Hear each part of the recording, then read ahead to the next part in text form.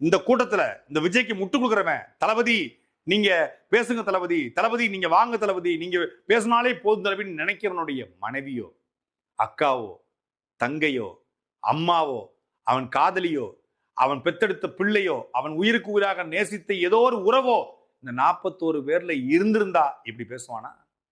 மனசாட்சி உள்ள இந்த கூட்டத்துக்கு போனா சாவு உறுதின்னு தெரிஞ்ச ஒருத்தன் எப்படி அந்த கூட்டத்துக்கு போவான்?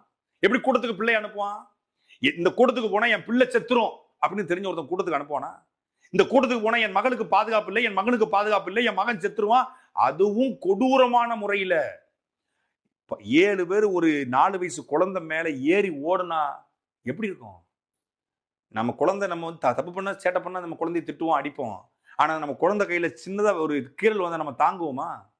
ஒரு சின்ன வெட்டுப்பட தாங்குவோமா?